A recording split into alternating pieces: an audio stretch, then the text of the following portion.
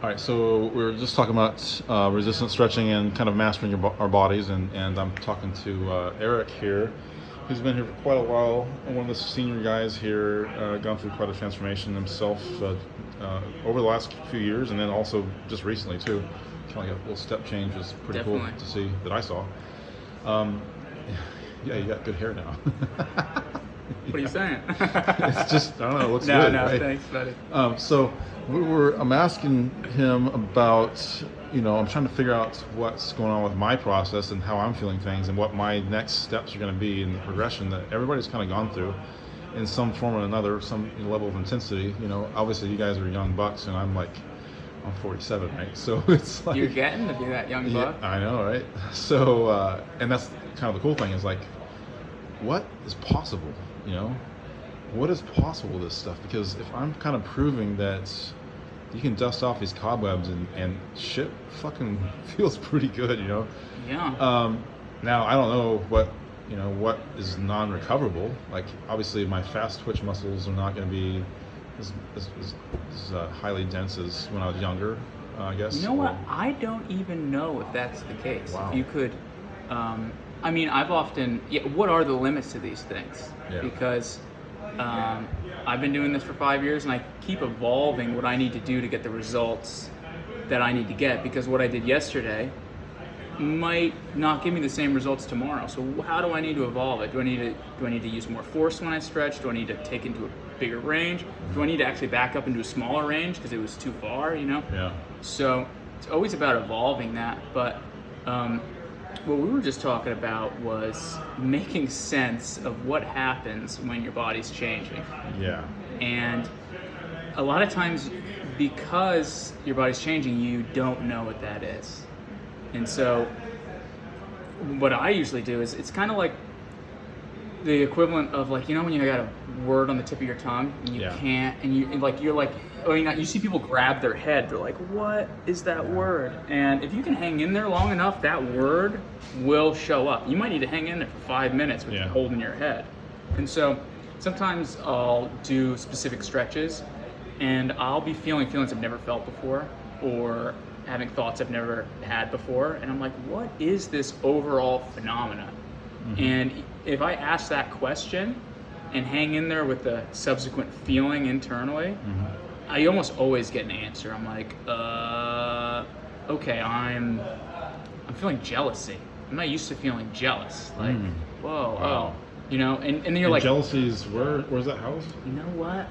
I'm not sure if it's appendix. I'm not actually sure what it is, but that's just one. Or I'm feeling excited in a way I haven't felt since, I think I've had a little bit of this when I was a kid. Yeah. You're like, and you're not even used to it. Yeah, I've been having that euphoric moment. It feels good to just say, fuck it. Well, it's I feel great. Everything feels great. Everybody's happy. Everybody's having a good time, and I just want to be a kid again, Right, and there's also mastering the negative as well, because you have to be able to sail stormy seas, right? If you're gonna have a boat, yep, you got to be able to. So a lot of people might be like, sometimes I'm very raw with my thoughts and yeah, I like that. Thanks. You would not be as highly tuned a version of yourself if you kept that stuff to yourself, man. And that's because of Bob, man. He was like, no, you don't give up your negative thoughts. You fucking process them, master them, and that's what leads you to the positive. Because if you can master the negative, then when it happens, it's like, oh, I know what happens when it rains. I do this. I go inside. Yeah. I put on a fucking raincoat, But the first time, if you're stuck out in the woods with no gear, man, it's gonna be a rough time. But that's where you start, and then you get those tools, and then the positive gets to show up. And then what happens when that really, really starts coming forth? That's its own challenge. How to contain yourself when you're super happy. You're like, I'm so happy, I don't even know what the fuck to do with myself. Yeah. That's a problem. And so you're always gonna have problems. Yeah. Just kind of what kind of problems do you want to have? Yeah. You want to go, what do I do with all this happiness? What do I do with all this intimacy I now have available for someone? What? So So a lot of people sometimes hyper spiritualize. They go, no, just think positive thoughts. Well, I think a lot of people don't really understand. Like I've really become aware of just how much more amazing information is coming from your body. Like right. good feeling sensations, right? Like my feet, the tops of my feet, my calves, my ass, you name it. It's like back of the shoulders, man. You're literally sensation in your face. Yeah, just getting flooded with feedback. Like, oh, my body's doing this, and I don't know. Right. It just feels like it's more receptive to change or also identifying. For me, it's been identifying what's different or what's changed or how I feel different now, or just being more sensitive in general, right? Yeah. Which is more tuned in. Yeah, like we were just having dinner, and I was sitting there. We ordered, Tomas and I ordered. We split this brownie and ice cream thing, right? Right. First, I'm all excited. The first bite, I'm like, got a lot of it on my spoon. Got brownie kind of crumbled up and stuff, and then this ice cream. Wait, no, I get it in my mouth, and then this ice cream falls out really quick, and then I didn't even notice I did this, but I moved the spoon down. I rotated it like a half turn, and caught it like on the fly, and it was coming up to my mouth. And it was like, you're used to doing that when you're younger, but it's been a long time since I wouldn't have just dropped reflexes. That right on. Yeah, your instincts, cat-like reflexes. Yeah, humans can be godlike creatures. This is how I think about things. Anything a human being has achieved, you're capable of it if you have the right tools to develop yourself and fix your problems. Mm-hmm. Anybody. You want to run like Usain Bolt? Make your hamstrings longer. Get super healthy.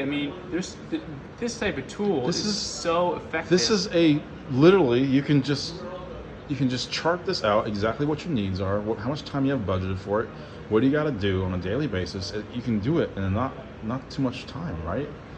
You can knock out so much 4 faster. or 5 stretches, just bam. At least give yourself 5 minutes, 10 minutes, right?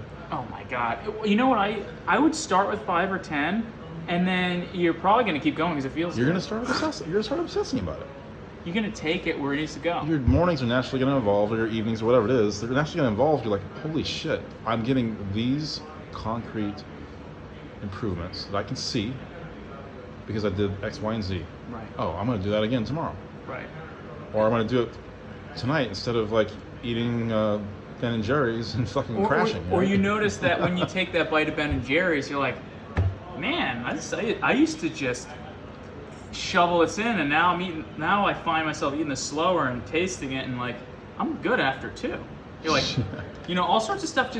It's like the changes happens in ways you can't predict, but it's always, if you stretch correctly, it's always to more balance, and that's a pathway, Mm-hmm. And so you might at the end result be done eating at 8 p.m. or 7 p.m. and you don't even want dessert. Balance is good though. Right? Because someone like me, I'm a pretty extreme guy. Hot and cold and just on and off. I'm gonna go get after it, or I'm going to just I'm gonna defer. Right. And for me to kind of balance myself out, have more energy for the things I need to now go after.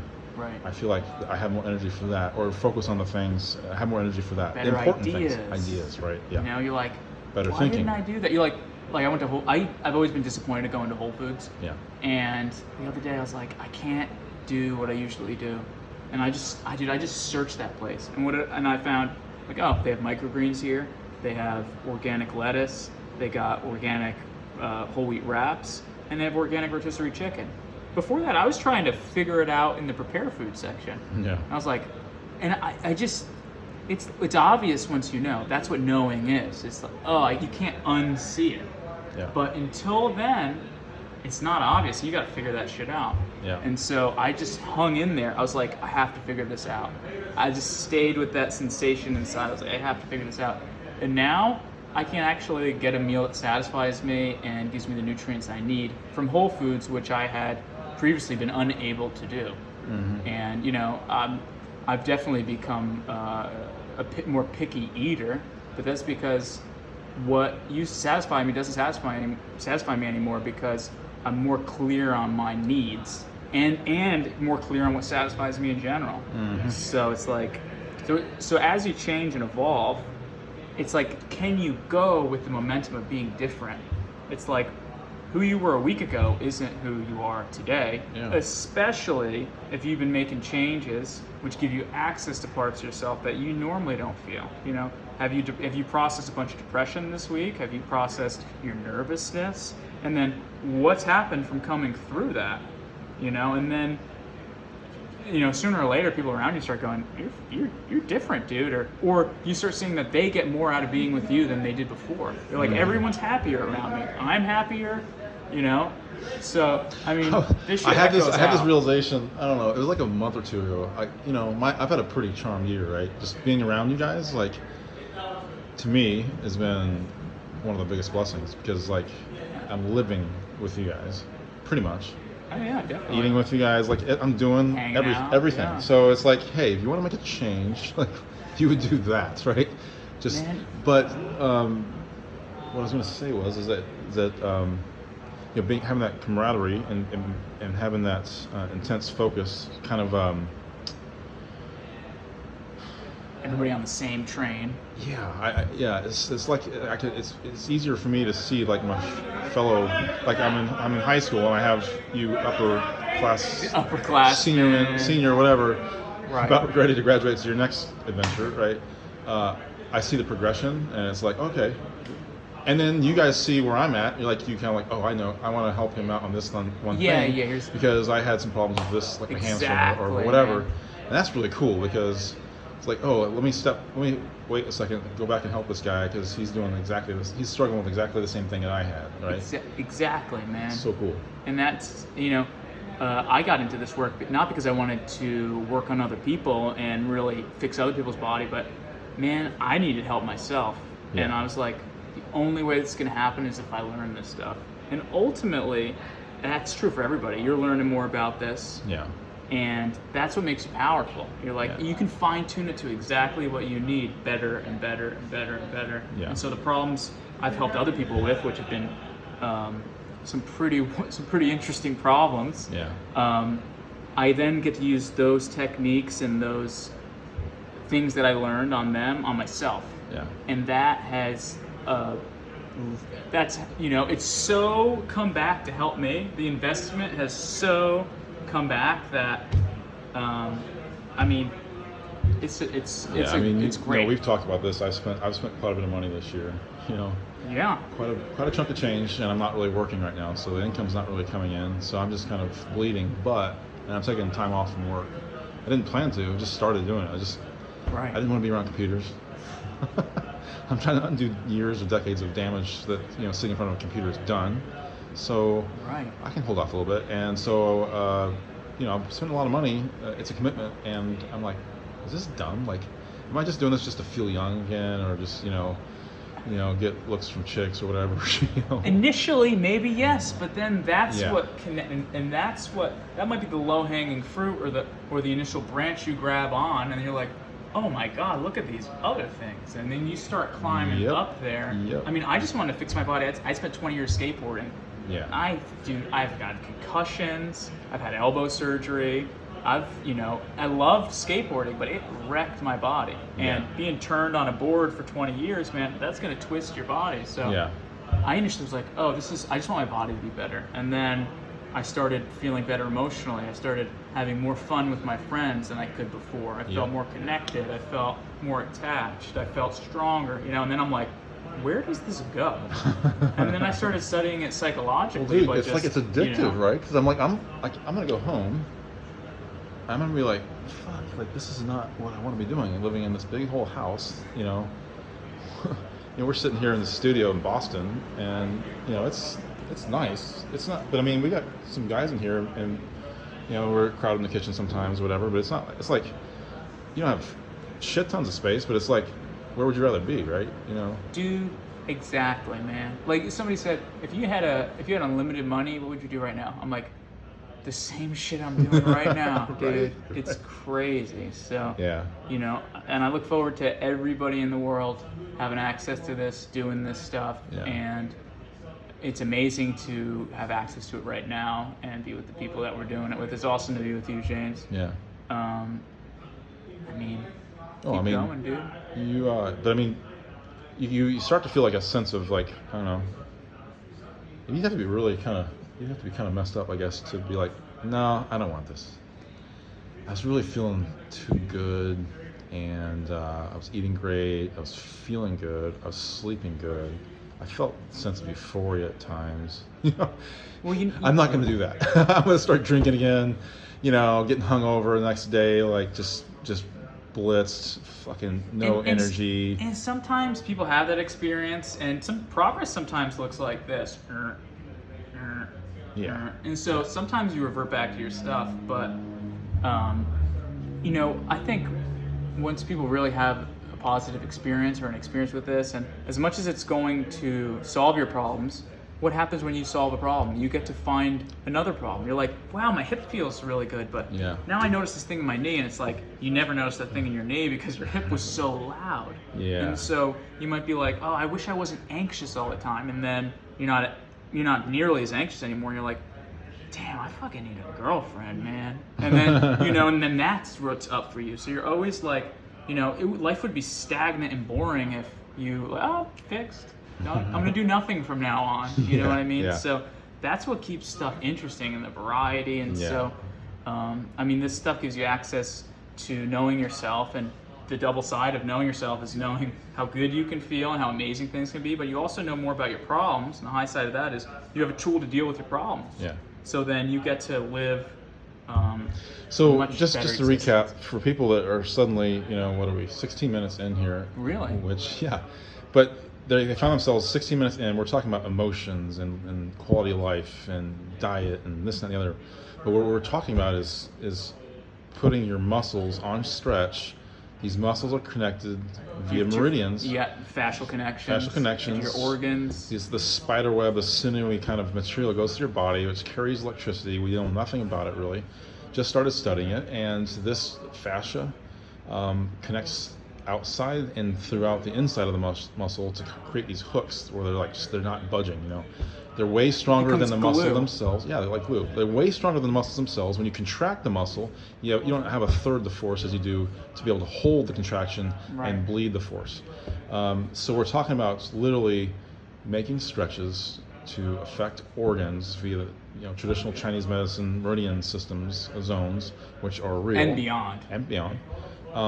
And these do things to our organs that affect our emotions, psychology, feelings, all of that, man. Our ability to process good food, how you see the world, and then subsequently how the world sees you. Yeah, absolutely. Yeah. So our faces are changing, right? Definitely. You've seen it, but people I don't think that are listening to this, watching this, will really understand that. A lot of new ideas. A 5-minute stretch can really affect the tension of muscles across your forehead, your scalp, your jaw, your throat, your whatever. It's real. I had the thought once, it was like, what if aging is just the accumulation of fascia, scar tissue? I'm starting to think that. And then we have a tool to turn that fascia into young, rejuvenated tissue. If that's all that aging is, and you can keep doing that. You're older than I am, right? What's that? You're older than I am, right? You might be, the future is going to be people asking, how old are you? You're like, and that's where humans need to go, into more health, and we're now at the forefront where people are so connected, and they're starting to see examples of that. And James is very publicly an example of that, and people are going to get to see what happens if you invest this much into yourself. Yes, this consistently, this cumulatively. This is the path. You master your body. Yeah. Now you can maybe do some other modalities. I'm doubting that highly. But you master your body, or you move, you're gonna get results, right? We know this. People see results get better, but the problem is the trade-off is the sustainability of increased athletic performance, and now you're breaking parts down. Right. I've seen this. I wouldn't call myself an athlete by any means, right? But I'm starting to, because I'm going to play professional golf, right? And I'm going to be outstanding at it, and with a body that I've mastered. But if you haven't seen that, it's kind of hard to believe it. Well, like I said, this has been my belief even before I met Bob, and I think that's part of the reason why I met Bob was, if another human being has done it, why can't you do it? Why? Because he was born more flexible than you? Oh, you have a tool to be more flexible, you know? Oh my, he had better biomechanics? You can make your biomechanics better than that. So then what's the limit? You know, like, I always like studying Leonardo da Vinci because that dude used his potential to the fullest. Absolutely. And what if he knew about this? You know, what if he had the tools to do this? What humans are capable of is, I don't think we've even scratched the surface. Yeah, and then, you know, then I clued you into the Biocybernaut Institute brainwave neurofeedback training I did in Sedona, right?